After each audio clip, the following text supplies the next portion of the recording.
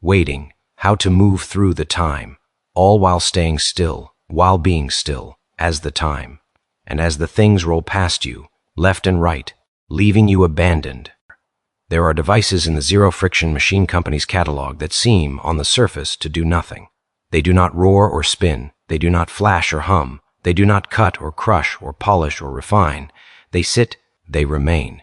They do not even appear to be switched on. And yet, these are the most dangerous, the most precise, the most unforgiving of all the company's productions. Waiting is one such device. At first reading, it offers instructions, how to move through the time, all while staying still, while being still, as the time, and as the things roll past you, left and right, leaving you abandoned.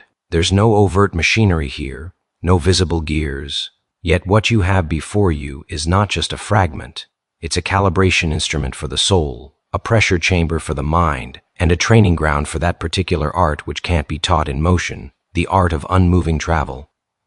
1. The contradiction at the core, moving through time while staying still.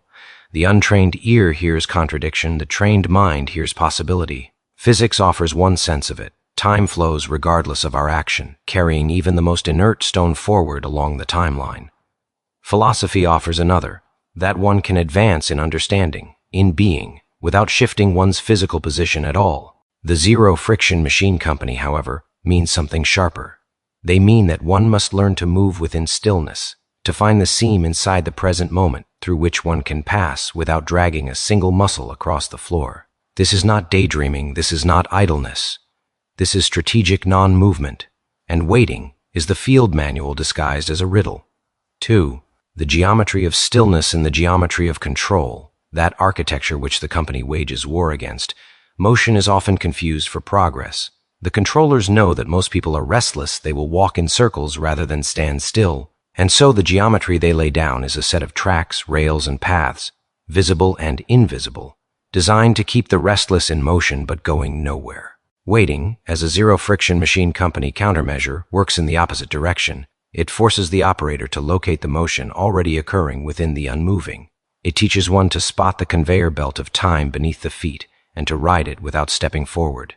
This is dangerous because it trains immunity to the bait of needless action. If you know how to travel without chasing, you cannot be herded. 3. Left and right, the spectacle of passing the fragment, names the things that roll past you, left and right. It's not front and back, not the linear progressions we're taught to expect. The distractions, the passing things, come from the sides. These are the spectacles, the news cycles, the neighbors' dramas, the manufactured crises, designed to pull the head one way, then the other. Here is where the still traveler is tested. The eye will want to follow, to track the thing as it passes. But waiting warns, these are not your destinations. You may glance, but you do not step. If you step, you leave your place in the unmoving road of time and enter the carnival of diversion. Once you are in the carnival, you are no longer traveling, you are wandering. 4. The abandonment clause, the fragment, ends in what feels like a cruelty, leaving you abandoned. This is not poetic exaggeration, it is a design feature of the device. When you refuse the bait of movement, when you remain in your still travel, you will be abandoned by those who need you to run with them. Zero Friction Machine Company operators are trained for this. The company knows that stillness as motion will look like withdrawal, even desertion, to those who equate solidarity with marching in unison. But there is no unison in herded motion, only synchronized captivity. The abandonment you feel is the stripping away of false companions. It hurts, but the pain is a mark that the device is activated. 5. Operational deployment waiting is not used indiscriminately. The company places it in the hands of those already half-trained in temporal awareness, people who have learned that the pace of others is not necessarily their own, but who have not yet mastered the discipline of remaining unmoved when provoked. To deploy waiting, the operator memorizes the fragment and repeats it internally at the first signs of manufactured urgency. The repetition is not a mantra for calm, but a signal to shift into the still travel stance. Eyes open, breath unhurried. Awareness tuned to the passage of the moment without pursuit. The operator notes the left and right roll of events but does not break position. If others move ahead, let them. If others call out, let them. The measure of success is that when the moment passes, the operator is still in place, having traveled without chasing. 6. The war against the rush. The geometry of control thrives on rush. It does not matter what for. Rush for a bargain, rush for a job, rush for a cause, rush for safety. Rush disrupts discernment. The moment you accelerate under external demand, you hand over your steering to the one who defined the urgency. Waiting is a weapon against this geometry. By making stillness an active form of motion, it strips the rush of its leverage. The operator is no longer in the herd that can be redirected. Instead, they are on the slow-moving walkway of time itself, immune to the shouts that say, "Move now" or "Be left behind." For the truth, which the company drills into every trainee, is that you are being left behind, and that's the point. 7. The double life of waiting out in the open. Waiting looks like a poem. People might read it and nod at the paradox, perhaps post it somewhere, let it decorate a wall. This is intentional camouflage. The geometry of control has no problem with art that stands still. What it fears is art that teaches stillness as a survival skill. In the company's black pages, the internal manuals, waiting is classified as a Category 4 temporal countermeasure. That means it is used for extraction from urgency traps, particularly those that weaponize empathy. The left and right role is often populated with causes and crises designed to pull the operator into action. Waiting reframes inaction as movement, making it possible to slip through such traps without guilt. 8. The personal cost. This is not a gentle tool. Operators often describe the early stages as lonely, even alienating. To stand still while others dash from one emergency to the next feels unnatural. You may be accused of apathy, selfishness, cowardice. You will want to explain, to say that you are still moving, just not in their direction, but the training warns against it. Explanation is another form of movement toward the left or the right.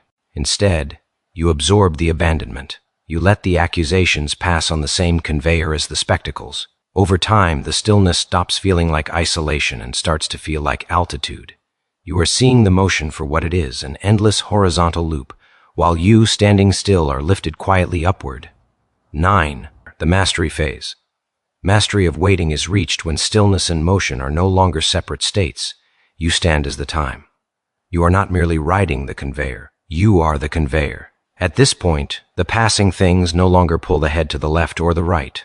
They are simply part of the scenery. Abandonment no longer stings. It is simply the natural shedding of what cannot join you.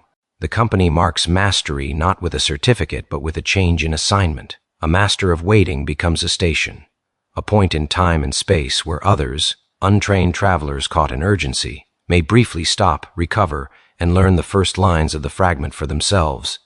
10. Why this device matters now in times of noise. Waiting is not optional. The present moment is an industrial-scale distraction factory. The geometry of control has shifted from moving bodies along fixed tracks to moving attention along infinite scrolls. The left and right role is now digital, algorithmic flares designed to pull you from your place. Still travel becomes both harder and more vital. The company's intelligence wing reports that waiting has the highest retention rate of any temporal countermeasure. Once learned, it is rarely unlearned. Even in the face of engineered abandonment, the operator retains the sense of movement in stillness, and the immunity to rush remains. 11. Closing so. How to move through the time while being still, as the things roll past you left and right, leaving you abandoned.